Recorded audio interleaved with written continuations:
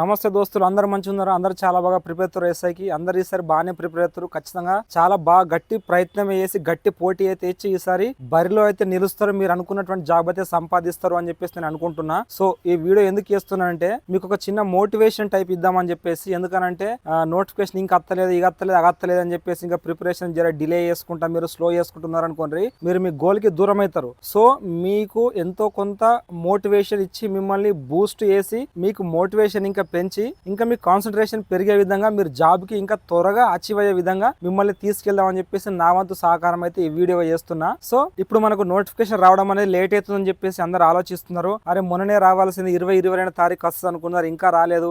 June 2 కన్నారు, ఇంకా రాలేదు. మళ్ళీ జూలై ఫస్ట్ వీక్ లో అన్నారు, ఇంకా వస్తలేదు. ఇవాళ ఫస్ట్ డేట్, ఈ 2-3 రోజులు వస్తుందో మరి ఇది కూడా రాదు అని చెప్పేసి డైలమాల సందిగ్ధం ఉంటున్నారు చెప్తాన్నా. ఇంకా కొందరు అయితే ఆగస్ట్ 15 వరకు వస్తుందని చెప్పేసి అనుకుంటున్నారు. సరే అది ఆగస్ట్ 15 లోపే వస్తుందని చెప్పేసి అనుకుందాం. అది నాకే కాదు ఇంకా ఎవరికి కూడా క్లారిటీ అయితే లేదు చెప్తానా. అది గవర్నమెంట్ దగ్గర ఉన్నటువంటి గవర్నమెంట్ ఆ సీఎం కు తప్పించి మిగతా ఎవరికి కూడా అయితే క్లారిటీ అయితే లేదు పలానా డేట్ రోజు రిలీజ్ చేద్దాం అని చెప్పేసి. కాకపోతే నడుస్తున్నటువంటి రూమర్స్ ఊహాగానాలు ఏంది అని అంటే ఈ ఆగస్ట్ 15 లోపల అయితే నోటిఫికేషన్ ఎప్పుడైనా రావచ్చు అని చెప్పేసి అయితే ఊహాగానాలు అయితే వినిపిస్తున్నాయి. ఇది నిజం అవుతుంది అని చెప్పేసి నేను కూడా అనుకుంటున్నాను. నా పర్సనల్ ఒపీనియన్ చెప్తున్నా. కాకపోతే నీకు నోటిఫికేషన్ ఇంకా రావట్లేదు అని చెప్పేసి నువ్వు ప్రిపరేషన్ మాత్రం అట్లా పిచ్చి పిచ్చి చేసుకోక చెప్తానా. అంటే రోజుకు ఒక 10 గంటలు చదివేదాన్ని నువ్వు కనీసం ఒక 6-7 గంటలు చదువుతూ ఇంకా నోటిఫికేషన్ వచ్చిన తర్వాత మళ్ళీ కంటిన్యూషన్ సీరియస్ గా ప్రిపేర్ అయ్యాం, ఇంకా చాలా బాగా టైం ఉందని చెప్పేసి నువ్వు అట్లా అనుకుంటూ ఉండక నేను చెప్తాను. నోటిఫికేషన్ ఇక వస్తుంది అగ పోతుంది. నేను చెప్తున్నా ప్రతి వీడియోలో కూడా అది వచ్చి అది పోయే లోపల నువ్వు ఒక పోస్ట్ ను ఆబట్టుకోవాలి, నువ్వు నిలబెట్టుకోవాలి. ఆ పోస్ట్ ను నువ్వు చేతుల్లో పట్టుకోవాలి. అంటే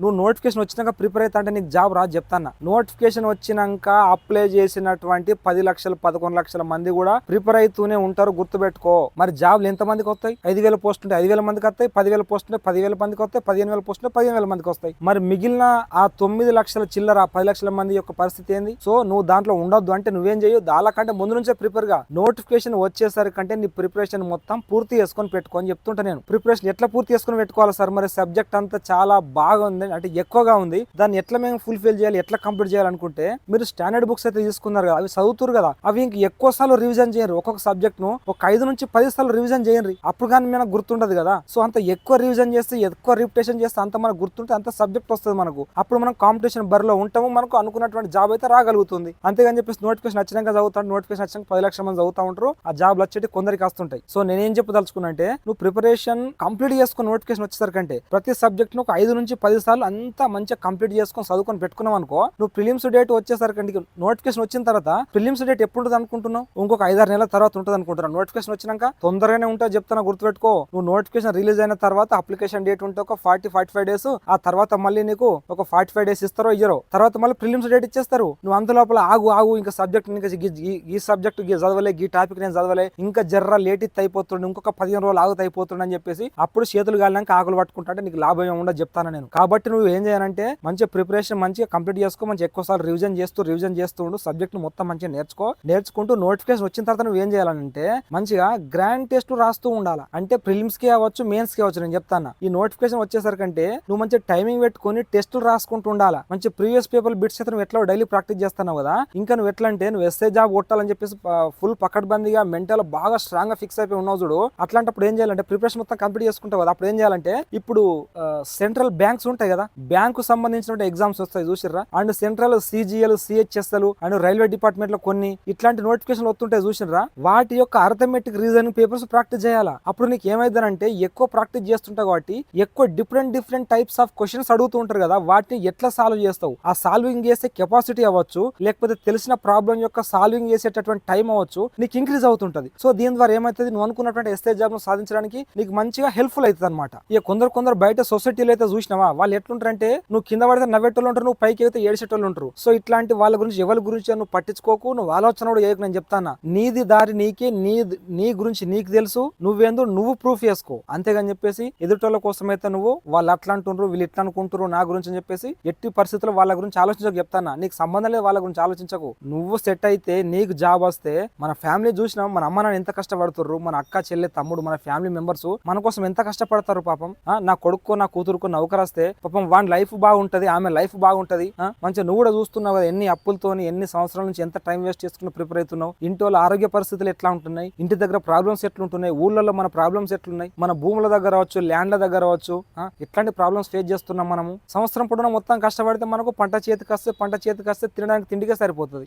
ఇంకా ఏమి వెళ్తే మనం ఏం సంపాదించుకుంటాం, ఏం ఆస్తులు కూడా పెట్టుకుంటాం, మన పిల్లల పరిస్థితి ఏంది, మన పిల్లల భవిష్యత్తు ఏంది. ఇంకా చాలా వరకు పేరెంట్స్ అయితే వాళ్ళు ఏదో లేబర్ వర్క్ కావచ్చు, లేకపోతే బయట చిన్న వర్క్ లో వచ్చి చేసుకుంటుంటున్నారు. సో అంత కష్టపడుతూ కొడుకులను బిడ్డలను చదివిస్తారు కదా జాబ్ కొట్టాలని చెప్పేసి. మరి మీరు ఆ కళను సాకారం చేయరు కదా. అట్లా కష్టపడ్డప్పుడు ఏమైందంటే మీ అమ్మ నాన్న లెక్కనే మనం కూడా అంత ఎక్కువ కష్టపడాల్సిన అవసరం అయితే ఉండదు మన పిల్లల భవిష్యత్తు కోసం. మన పిల్లలకు అయితే మంచి ఎడ్యుకేషన్ ఇచ్చుకోగలుగుతాం. దాదాపు దీనికి ప్రిపరేటర్ కానిస్టేబుల్ ఎస్ఐ కంటే దాదాపు మనం అందరం కూడా, నేను కూడా గవర్నమెంట్ స్కూల్లో చదువుకొని గవర్నమెంట్ కాలేజీలో చదువుకొని వచ్చిన వాళ్ళము. నేను 10th క్లాస్ వరకు అయితే గవర్నమెంట్ స్కూలే, ఒక ఇంటర్మీడియట్ ఒకటి ప్రైవేట్ లో చేసిన, మిగతా డిగ్రీ కూడా గవర్నమెంట్ లోనే చేసిన. నేను ఆ తర్వాత BLIC చేసిన, ప్రైవేట్ కాలేజ్ కాబట్టి ప్రైవేట్ కాలేజీలో సీటు ప్రైవేట్ కాలేజ్ చేసిన BLIC. సో మనం అందరం కూడా గవర్నమెంట్ నుంచి చదువుకున్న వాళ్ళమే.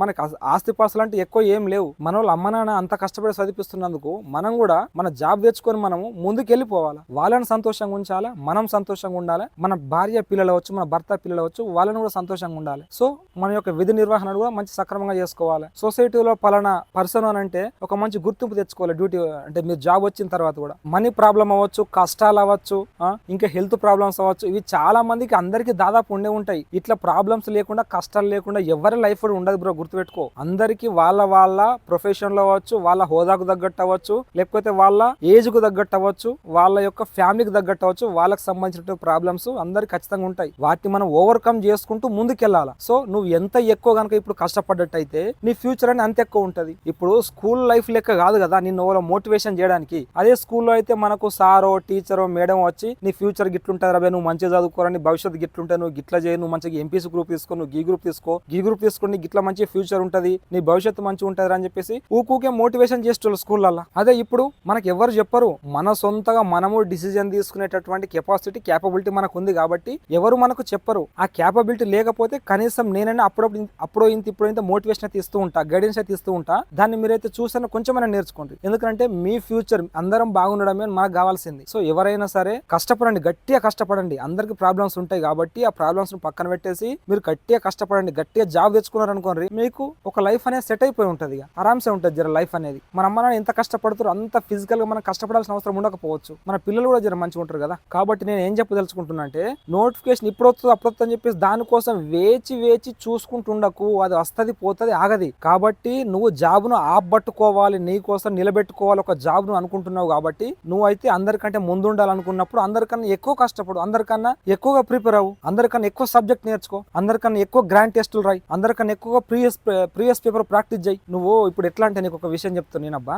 ఆకలి ఉన్నవానికి అన్నం విలువ తెలుస్తుంది కదా. సో అట్లాంటిది నువ్వు ప్రాబ్లమ్స్ తో నుండి నువ్వు చాలా కష్టాల్లో ఉన్నావు, నీకు ఖచ్చితంగా జాబ్ రావాలి అనుకున్నప్పుడు నువ్వు ఎట్లా ప్రిపేర్ కావాలి చెప్తాయినో. నీకు బాగా ఆకలి అవుతుంది అబ్బా, ఏం లేదు తినడానికి, అది తింటేనే నువ్వు బతుకుతావు, అది తింటేనే నీ ఆకలి తీరుతుంది, నువ్వు సర్వైవల్ అవ్వగలుగుతావు అది తింటేనే. ఒక చెట్టు ఉంది, నువ్వు ఎక్కడ ఎడారిలోనో ఎక్కడనో ఏ మంచు తుఫాన్లో ఎక్కడనో ఉన్నావు ఫర్ ఎగ్జాంపుల్, జస్ట్ ఇమాజినేషన్. అక్కడ ఒక ఫ్రూట్ ఉంది, అక్కడ ఒక పండు ఉంది, అక్కడ తినే అటువంటి ఒక వస్తువు ఉంది. దాన్ని నువ్వు తీసుకుంటేనే నువ్వు తింటేనే నీ ఆకలి తీరుతుంది. అట్లాంటప్పుడు నువ్వు దానికోసం ఎంతైనా కష్టపడతావు, ఎంత చెట్టు పైన ఉన్నా, ఎంత ముండ్లలో ఉన్నా, ఎంత రిస్క్ పొజిషన్ లో ఉన్నా కూడా దాన్ని నువ్వు రిస్క్ చేసి మరి తీసుకొచ్చుకొని తిని నీ ఆకలిని అయితే నింపుకొని నువ్వు బ్రతకగలుగుతావు. ఎందుకంటే ప్రాణం అంటే ప్రతి ఒక్కరికి అంత ఇంపార్టెంట్ కాబట్టి. సో ఈ విషయం గురించి ఇప్పుడు మనమే నేర్చుకోవాలంటే నేను ఏం చెప్తున్నంటే, నా ఉద్దేశం ఏంటి అని అంటే, నీకు జాబ్ అవసరం అనేది కంపల్సరీ ఉంది, అది నాకు కావాలి, అది లేకపోతే నా లైఫ్ లేదు, ఖచ్చితంగా నాకు అది కావాలి, అది లేకపోతే ఇక నేను లేను అనేటటువంటి ఆలోచన కనుక నీకు ఉండి ఉంటే నువ్వు దానికోసం ఏమైనా చేస్తావు అని నా ఉద్దేశంలో చెప్తాను నేను. వాడెవడో టాప్ ర్యాంకర్ ఉన్నాడు, వాడు తొందరగా చదివితే మనకు సబ్జెక్ట్ వస్తే తొందరగా జాబ్ వస్తుంది. మనం middle and below middle mind కాబట్టి మనం వానికన్నా ఎక్కువ కష్టపడదాం కదా, ఇంకా ఎక్కువ టైం నుంచి ప్రిపేర్ చేద్దాం కదా, ఇంకా ఎక్కువగా ప్రాక్టీస్ చేద్దాం కదా. ఇట్లా చేస్తూ వాన్ని బీట్ చేసి వెళ్ళిపోదాం మనం. ఆ ఒక్క పోస్ట్ మనకే రావాలని చెప్పేసి కోరుకుందాం మనం. ఇక్కడ సెల్ఫిష్ అని చెప్పేసి సెల్ఫిష్ గురించి మాట్లాడుకుందాము. ఎవరైనా కూడా సెల్ఫిష్ కాదనట్లేదు. ఎందుకు అట్లా చెప్తున్నానంటే, ఇప్పుడు 5,000 పోస్టులు ఉన్నాయి, 10 లక్షల మంది అప్లై చేస్తారు అనుకో ఫర్ ఎగ్జాంపుల్. ఆ 10 లక్షల మందికి జాబ్ రావాలని కోరుకుంటావా, లేకపోతే నీకు జాబ్ రావాలని కోరుకుంటావా? నువ్వు చెప్పు, వాస్తవం చెప్పు. ఎవరు ఇప్పుడు సెల్ఫిష్ గానే ఉండాల్సిన సందర్భాలు కొన్ని అయితే ఉంటాయి. ఆ 5,000 పోస్టులు నాకు ఒకటి రావాలి, నాకు ఒకటి కావాలని చెప్పేసి నువ్వు అనుకుంటున్నావు. అది సెల్ఫిష్ గా ఆలోచించడమే. నీకు రావాలి, నీ ఫ్యూచర్ బాగుండాలి. సో మరి అది ఎవరికి వస్తుంది? సెల్ఫిష్ గా అందరూ ఆలోచించుకుంటున్నారు కదా, మరి ఎవరికి వస్తుంది జాబ్? అది ఎక్కువ మార్కులు ఎవరికైతే వస్తాయో ఆ పోస్టులలో మీకు కేటాయించినటువంటి రిజర్వేషన్లలో ఎవరికి ఎక్కువ మార్కులు వస్తాయో వాళ్ళకే జాబ్ వస్తుంది. సో నేనేమంటున్నానంటే, అందుకనే నువ్వు ఎక్కువగా కష్టపడు. నువ్వు అందరితో పోలిస్తే నువ్వు అందరికంటే ముందుండాలి. వానికి జాబ్ వస్తుందో రాదో తెలియదు, నాకు జాబ్ రావాలి, నేను జాబ్ సాధించాలనుకుంటున్నావు కాబట్టి వానికన్నా నువ్వు ఎక్కువ కష్టపడు, ఇంకెక్కువ టైం ప్రిపేర్ గా, ఎక్కడికి వెళ్ళి నువ్వు అయితే జాబ్ అయితే సాధించాలి. సాధించే విధంగా ప్రయత్నం అయితే చేసుకో. ఇట్లాంటి ఆలోచనలు ఎప్పుడు వస్తాయి చెప్పన్నా? నీకు ఆ జాబ్ విలువ తెలిసినప్పుడు, మీ ఇంట్లో ప్రాబ్లమ్స్ హెవీగా ఉన్నప్పుడు, మీ అమ్మ నాన్న బాగా కష్టపడుతున్నప్పుడు, సొసైటీలో నలుగురు నీ గురించి సూది గుచ్చినట్టు గుచ్చుతున్నప్పుడు, గింత ఎద్దులెక్క ఎవరినో గింత ఏజ్ వచ్చింది, ఇంకా లగ్గం కాలేదు, ఏం కాలేదు, అలా అయ్యో చూర్రా ఏం పని చేసుకుంటుండే, ఈ కూడా గదే పని చేసుకోవాల్సి వస్తుంది, ఈయన బతుకు కూడా గంతే ఉంటుంది, ఈమె బతుకు కూడా గింతే ఉంటుంది రా బాయ్ అని చెప్పేసి అన్నప్పుడు ఆ మాటలన్నీ ఇని మన ఫ్యామిలీ పరిస్థితులు చూసి ఆ విరక్తి చికాకు వస్తుంది కదా. అప్పుడు నీ బ్రెయిన్ లో మంచిగా గట్టిగా కూర్చుంటది, అది నేను ఎట్లయినా జాబ్ కొట్టాలి, నేను జాబ్ సాధించుకోవాలి, నా ఫ్యూచర్ కు ఒక అర్థం అనేది ఉండాలి అని చెప్పేసి నీకు అనిపిస్తుంది. అప్పుడు అట్లాంటప్పుడు ఇట్లాంటి కసి ఆకలి పెరుగుతుంది. టాప్ ర్యాంకర్స్ తోని నువ్వు పోటీ పడి వానికన్నా నువ్వు ముందు బీట్ చేసి నువ్వు జాబ్ సాధించుకోగలుగుతావు. సక్సెస్ కావడానికి నేను చెప్తాను కదా, ఒకటే ప్రాసెస్ ఎవరికైనా.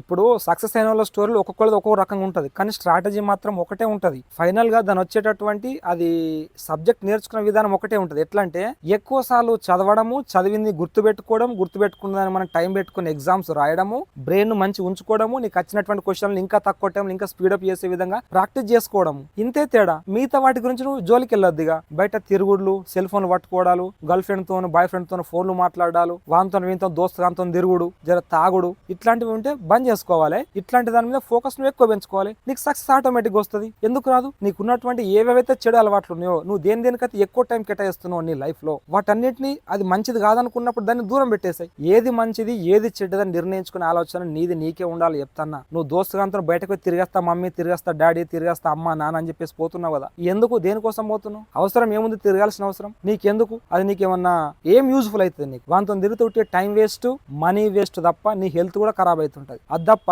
నువ్వు టైంను కనుక ఒక సక్రమంగా ఒక పాజిటివ్ వేలో ఒక మంచిగా నీ గోల్ కనుక పెట్టుకొని నువ్వు ఇక్కడ కూర్చున్నట్టయితే నువ్వు సక్సెస్ కావడానికి ఎక్కువ అవకాశం ఉంటుంది కదా. మీ దోస్తుగాడు వాడంటే వానికి ఆస్తిపాస్తులు మంచిగా ఉండొచ్చు, అయ్యో సంపాదించిన ఆస్తిపాస్తులు బాగానే ఉన్నాయి కావచ్చు, వానికి ఏంది? వాంతో మనం పోల్చుకోవద్దు. ఎవరి లైఫ్ వాళ్ళే, ఎవరిది వాళ్ళే ఇండివిజువల్ చెప్తాన్నా. కాబట్టి వాంతో వీంతో పోల్చుకోకుండా వాంతో వీంతో తిరగకుండ్రి. వాంతో పోతే దాయిపిస్తాడు, వీంతో పోతే దాయిపిస్తాడు అని చెప్పేసి అట్లాంటి ఆలోచన పెట్టుకోకూరు బ్రో. నేను చెప్తాన్నా, ఎవరికి దాయిపియాల్సిన అవసరం, ఎవరికి తినిపియాల్సిన అవసరం లేదు. నీది నీ డబ్బు నీది, నీ టైం నీది, నీ కష్టం నీది నువ్వు అనుభవించు. అంతేగాని ఎదుటోని కోసం నీ టైం ను వేస్ట్ చేసుకోకనే ఉద్దేశంలో చెప్తాను నేను. సో అట్లాంటి వాటికి నీ టైం కనుక వేస్ట్ చేయకుండా నువ్వు ఈ స్టడీ మీద కనుక ఫోకస్ పెట్టుకున్నట్టయితే ఒక 8, 10, 12 అవర్స్ వరకు కనుక నువ్వు చదువుకోగలిగినట్లయితే నీకు జాబ్ కు నువ్వు దగ్గరలో ఉంటావు. నీకు జాబ్ వచ్చే ఛాన్స్ ఎక్కువగా ఉంటుంది. జాబ్ వస్తే నీకు ఎంత బాగుంటుంది, ఇందాక నేను చెప్పిన కదా, ఆ రేంజ్ లో పోయి కూర్చుంటావు నువ్వు, మంచిగా ఉంటుంది నీ లైఫ్. అయితే మీకు నేను ఏం చెప్తున్నా అంటే, అమ్మ నాన్న ఎంతో కష్టపడి అంత చదివిపిస్తాను, పాపం వాళ్ళ దగ్గర పైసలు ఉండో లేకనో, గంత కూలి పనో, గంత వ్యవసాయమో, గంత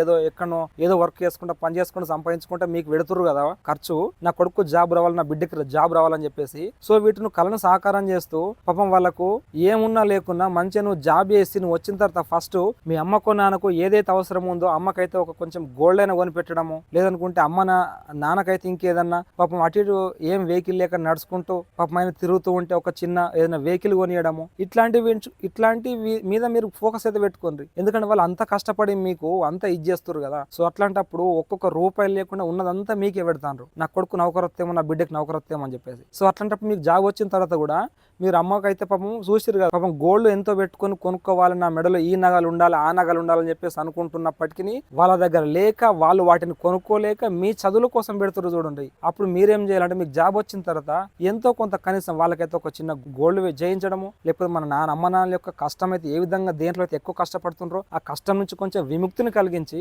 కొంచెం ప్రశాంతంగా సుఖంగా ఉండే విధంగా అయితే మనం వాళ్ళకి లైఫ్ ఇచ్చినాం అనుకో, ఇది బాగుంటుంది. సో ఈ వీడియోలో మీకు ఎంతో కొంత మోటివేషన్ అయితే ఇచ్చిన అని చెప్పేసి నేను అనుకుంటున్నా. ఇదైతే మీకు ఇంకొంచెం సీరియస్ గా ప్రిపేర్ అవ్వడానికి కొంచెం హెల్ప్ఫుల్ అవుతుందని చెప్పేసి నేను అనుకుంటున్నా. మన వీడియోస్ లో ఫైర్ మెన్ కి సంబంధించిన అవ్వచ్చు, ఫైర్ డ్రైవర్ కి సంబంధించింది అవ్వచ్చు, excise constable, forest beat officer, ఇట్లాంటి కొన్ని జాబ్ ప్రొఫైల్ కి సంబంధించింది కూడా చేసిన నేను. మన ఫైర్ పీటీఓకి సంబంధించినటువంటి జాబ్ ప్రొఫైల్ వీడియో కూడా చేసిన. సో అట్లాంటి చూస్తే మీకైతే కొంచెం అవగాహన వస్తుంది, ఏ జాబ్ ఎట్లుంటుంది ఏంది అని చెప్పేసి. అండ్ మన ఛానల్ ఓపెన్ చేసి చూసినట్టయితే మీకు ఒక మంచి ఇట్లాంటి కొంచెం మోటివేషన్ అయితే లభిస్తుంటుంది. మీకు ఎప్పుడన్నా తక్కువ అనిపించిన మోటివేషన్, కొంచెము మీకు అంటే స్టడీ మీద కాన్సన్ట్రేషన్ లేకపోయినా నేను చెప్పేటటువంటి వీడియోలు కనుక కొంచెం చూసిరనుకోరి, మీకు కొంచెం అన్నా ఇన్స్పైర్ అవుతారు. ఇన్స్పైర్ స్టడీ మీద ఫోకస్ పెరుగుతుంది. సరేనా? సో మీరు ఎంతైనా మీరు కష్టపడడానికి ఫలితం రావాలని చెప్పేసి కోరుకుంటున్నాను నేను. సో దానికోసమే నేనైతే ఈ ప్రయత్నం అయితే చేస్తున్నా. సో కష్టపడడానికి ఫలితం రావాలని చెప్పేసి కోరుకుంటూ మీ deep thinker fair fighter Venkat. Thank you so much అండి. జై హింద్.